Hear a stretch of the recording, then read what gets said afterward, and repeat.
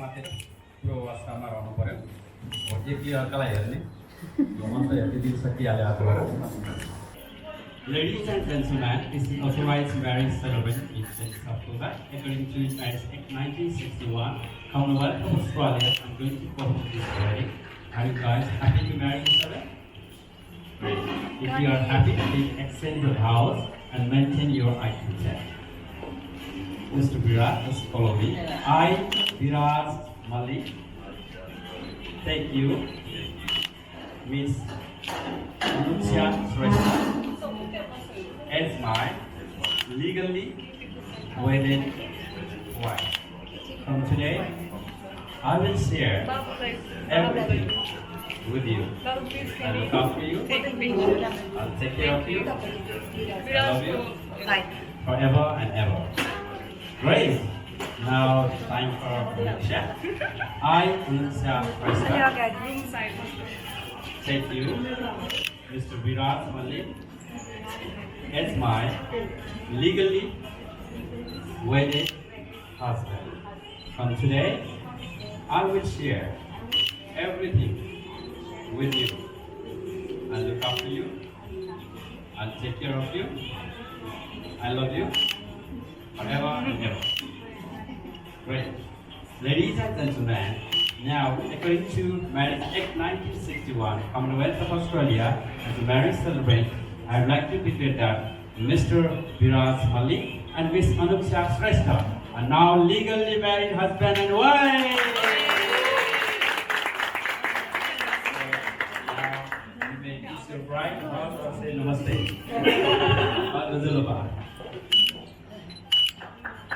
Congratulations. Now this is the ring exchange ceremony.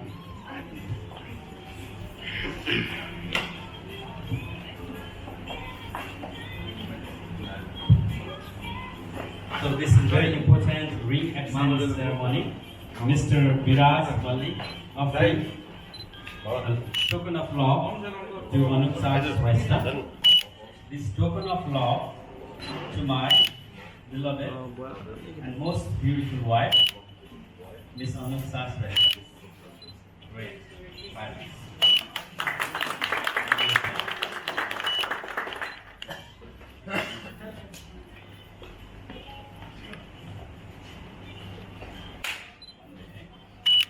I offer this token of love to my beloved and most handsome husband, Mr. Viraj Malik. Great.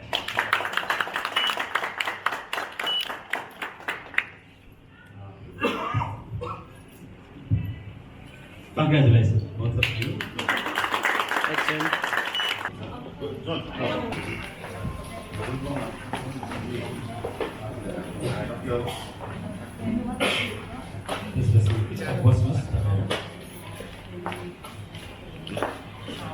अलिकति लगाइदिनु त भयो होइन अलिकति हामी सबैजनाले चाहिँ उहाँको दाम्पत्य जीवन एकदम सुखद रहोस् भनेर हामीले विश गर्नेछौँ र सबैजना मिलेर अपान मुद्रामा बसेर विश गरियो भने त्यो चाहिँ एकदम जिन्दगीभरको लागि सफलता प्राप्त हुन्छ भनिन्छ। तसर्थ सबैजनाले यो हातलाई छ नि यो बुढी औँला बिचको दुई औँला जोड्ने दुईटै हातले लामो श्वास लिएर उहाँको दिव्यता शुभताको लागि एकदमै साँच्चै मनले चाहिँ राम्रो होस् विराज र अनुक्षाको दाम्पत्य जीवन भनेर मनले नै विश गरौँ।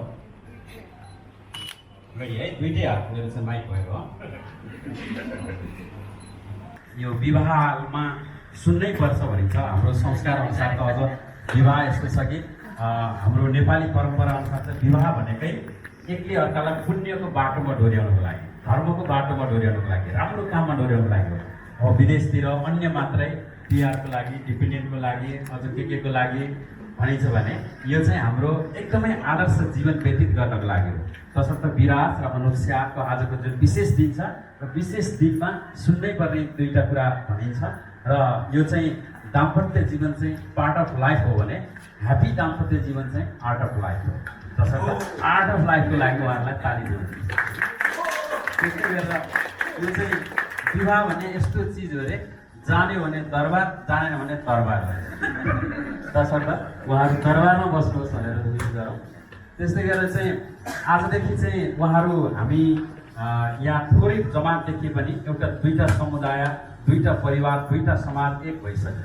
तसर्थ विवाह हुनु भनेको चाहिँ जिन्दगीको एउटा महत्त्वपूर्ण घडी मात्र नभएर यो विश्वकै लागि, एउटा सभ्यताकै लागि एउटा चाहिँ अनुपम अवसर हो।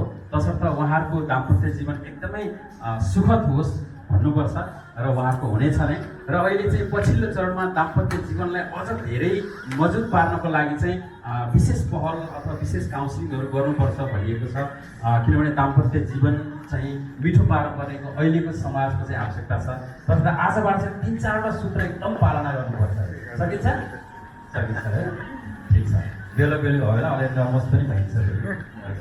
र पहिलो कुरो चाहिँ विवाह भएपछि चाहिँ आज के दिने भने आज विराटजीले अनुष्याजीले विराटलाई एउटा ठुलो उपहार दिने बेलुका गएर।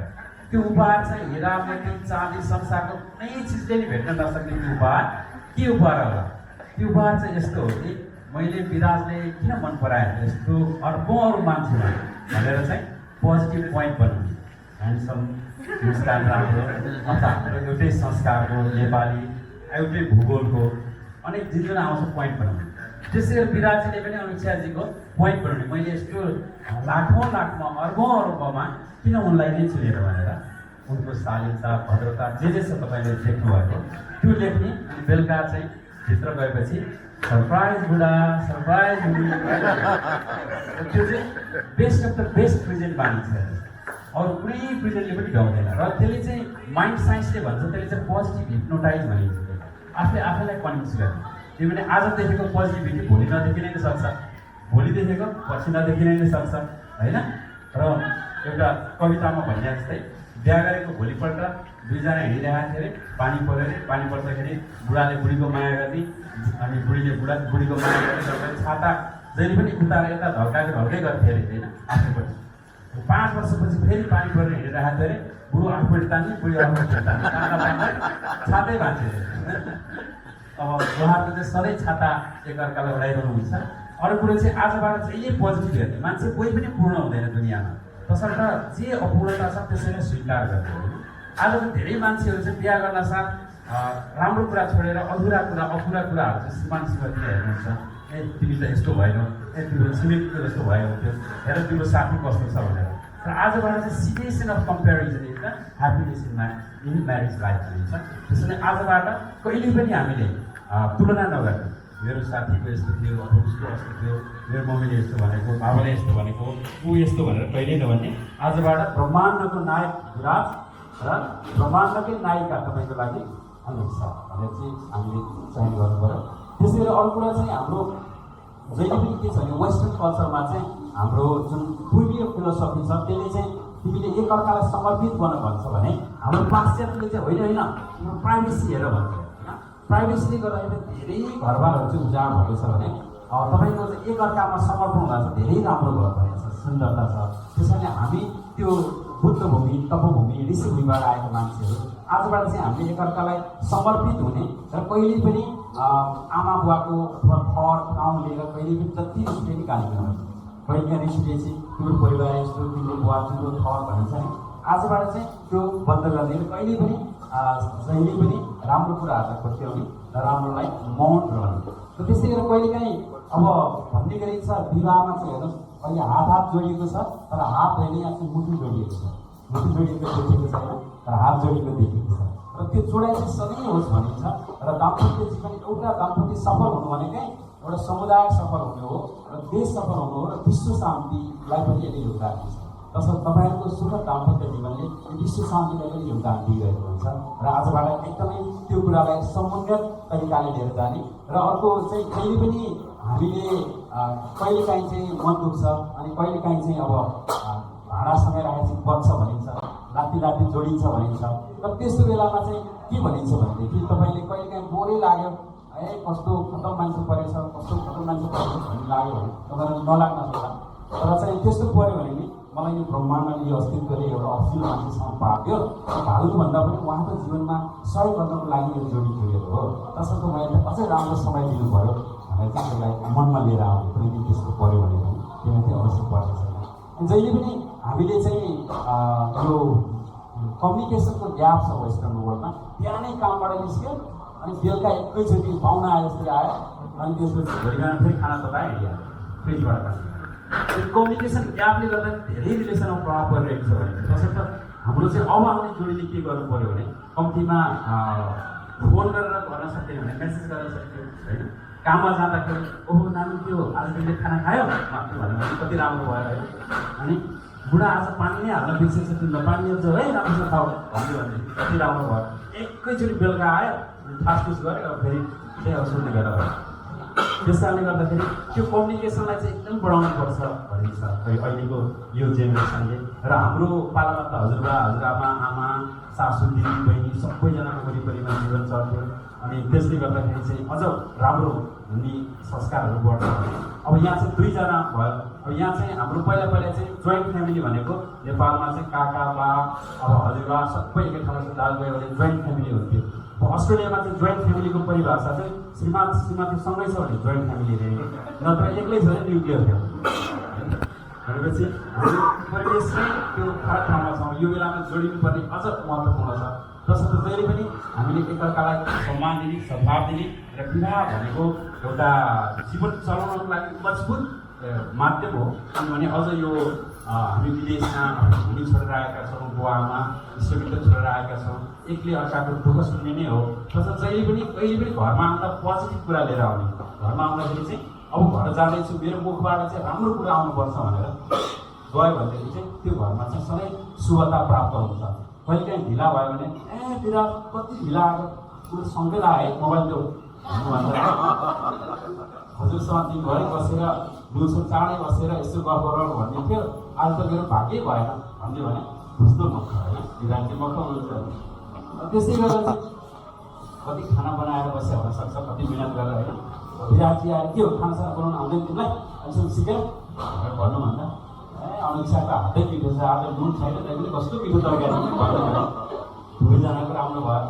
अनि त्यो चाहिँ ओडिङले एकदमै ठुलो प्रभाव पार्छ। तसर्थ हाम्रो चाहिँ भन्ने गरिन्छ विवाह गर्न सजिलो, विवाहलाई राम्रोसँग मेन्टेन गर्न गाह्रो छ। तर चाहिँ अहिलेदेखि नै प्र्याक्टिस गऱ्यो भने अवश्य सकिन्छ। अब जगै नहाले मान्छेलाई जग यसरी हाल्यो भन्यो भने घर पक्का राम्रो बनाउँछ नि।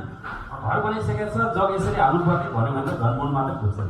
तपाईँको त मौका छ अहिलेदेखि नै एकदम आनन्दको मौका र आजबाट सिचुएसन अफ कम्पेरिजन एकअर्कामा समर्पण र हाम्रो जुन सभ्यताको वैशिष्ट्यता छ हिन्दुत्व शिव कृष्ण देवभूमि ऋषिभूमि र नेपाल भूमिबाट आएका हामीहरू हाम्रो चाहिँ जन्मौँ जन्मको सम्बन्ध रहन्छ र बर्थ डेट र म्यारिड यो कोइन्सिडेन्ट भन्ने यो चाहिँ हाम्रो चाहिँ प्रिफिक्स भनिन्छ। तसर्थ जे भयो राम्रै भयो, जे हुनेछ राम्रै हुनेछ भनेर आजबाट सुखद तरिकाले काम सक्ने दिनु भयो। सबैजनाले उहाँलाई शान्तिको कामना र तिनचोटि शान्ति भनेर लामो श्वास लिएर ओम शान्ति शान्ति शान्ति। शुभ होस्। यो कानुनी विवाहको औपचारिक समारोह सम्पन्न भएको छ। बाँकी तपाईँहरू रम्नुहोस् रमाउनुहोस्, उहाँहरूलाई आशीर्वाद दिनुहोस्, उहाँहरूको सन्ध्या होस्।